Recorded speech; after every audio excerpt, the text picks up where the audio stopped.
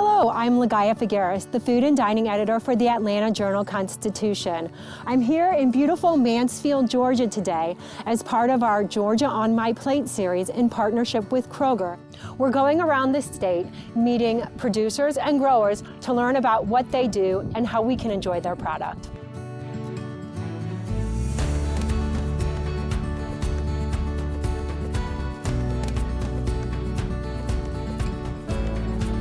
I'm here today with Sean Terry. He is the owner of Grateful Pastures Farm. Sean, thanks for having us. Yeah, glad to have you. Can you tell us a little bit about what you do here on the farm? Yeah, we raise certified organic pasture-raised chicken. We raise both meat chickens and egg-laying chickens. The most important thing about our farm is that it's pasture-raised. We move the chickens to fresh grass every day, and we use certified organic feed, which is great for the chickens, great for the people eating the chickens, and great for the land that the feed is grown on. And how many acres do you have? We have 25 acres altogether. We use the 11 acres that are up here for raising the chickens. So this looks like a shipping container. What's going on? Let me show you. Okay, holy cow, it's Easter. All the chicks hatched. Tell me what's going on in here. This is an insulated shipping container that I have converted into a brooder. And a brooder is used to keep the chicks warm for the first 2 weeks of their life. They've got their your water and their feed. Can you tell me about the feed? Yeah, so we use a certified organic feed that is both grown and milled in the United States, so we know that the organic integrity is there, and it's as pure as feed can be. And just to give us a sense, how many do you have in here right now? There are 575 in here right now. Okay, 575 little cheapers. Yeah.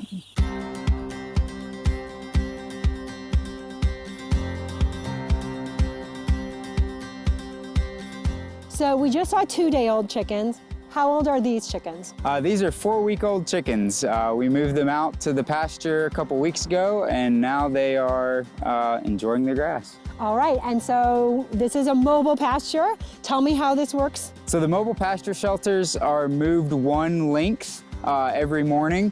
So they've been in this spot for 24 hours now, and once we move them, they'll have fresh grass and bugs to eat, and they'll leave yesterday's manure behind them. Now, the other thing I see in front of me is a broom, which I don't usually associate with chicken farming. Why do you need this? For sweeping chickens, of course. When we go to move the shelter, we'll back the truck up here and hook it up to the front. Another person will get inside and keep the chickens off of the back edge of the shelter as it moves forward. All right, so high-tech sweeping chicken mechanism right there. Right. Yep.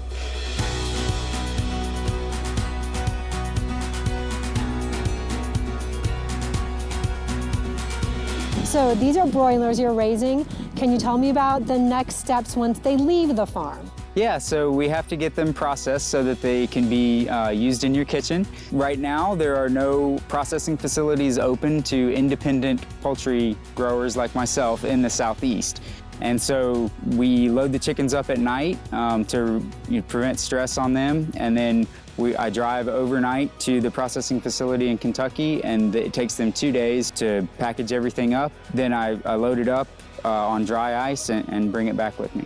Now, tell me also about the different cuts. What is the product line now? We sell whole chickens, boneless, skinless breast, split breast, which is bone-in, skin-on breast. If it comes from a chicken, then we sell it. We also make our own bone broth with some of the backs. Very trendy, very trendy. Yeah. Forward-looking, looking to expand, grow. Absolutely. I mean, we need a place to process that isn't in Kentucky. So I'm partnering with a woman who owns a deer processing facility in Loganville, and we're building out the first USDA-inspected processing facility in the Southeast, and we plan to open in April.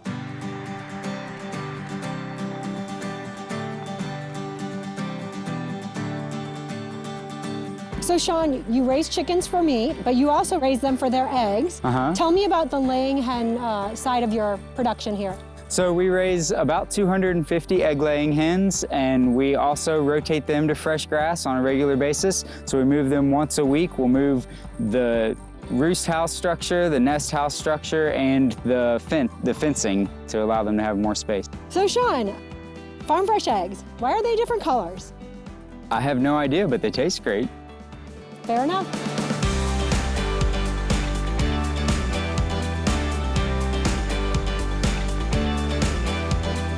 Well, Sean, thank you so much for having us here today. Absolutely, yeah. How can folks find out more about you if they want to learn more? They can find us on our website, gratefulpastures.com, and also on social media.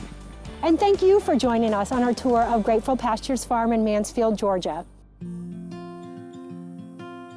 Well, we're back from Grateful Pastures where we learned how they raise chickens, and now we're here in the kitchen with Chef John from Kroger. Chef John, nice to see you. So happy to be here. Yeah, so what are you going to be cooking today? Today we're going to do a simple tomato basil chicken. Oh, that sounds terrific. I'll let you get cooking. I can't wait to taste it. All right, into the kitchen. You're going to absolutely love this dish. We have the organic chicken and we're going to do a fresh dish. It's going to be basil, vine-ripe tomato, garlic, and onion. We're going to come back, do a simple sauce at the end, add a little cannelloni bean to make it a one-pot simple meal. Let's get cooking. Our first step, we're gonna season these bone-in chicken thighs. We're gonna do a little pepper, a little salt on both sides. And you notice I'm using a tong, that's to prevent cross-contamination. So I'm gonna flip them over, I'm gonna season both sides. Meanwhile, I have a pan with just enough oil to coat the bottom, and we're gonna sear these. And why are we gonna sear them with flour? The flour is gonna add as our thickener. So I'm gonna both sides, a little dredge on both sides, just enough to coat, and then right into a hot pan, 2 to 3 minutes each side.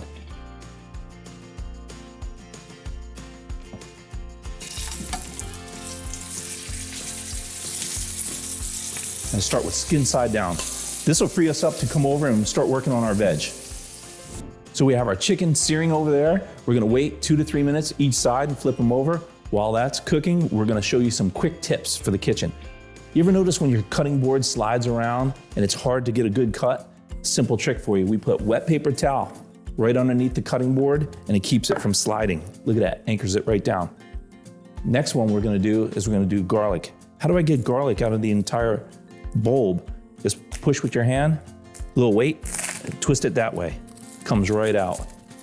And then our next trick is going to be another paper towel we put on the right-hand side so we don't have to work with the trash can.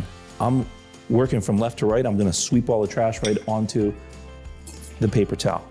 So now this gives me the ability to come to the edge of the counter, simply take my knife and just quick hit like that, and it comes right out of the peel, just like this.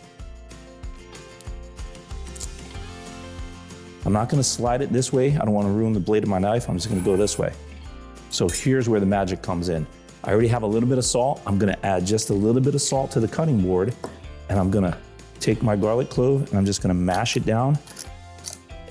And the coarse salt will actually act as a sandpaper, whereas I can just go like this, wiggle it around. I'm never gonna get my hands smelling like garlic. I'm just gonna wiggle it, come back with a quick chop.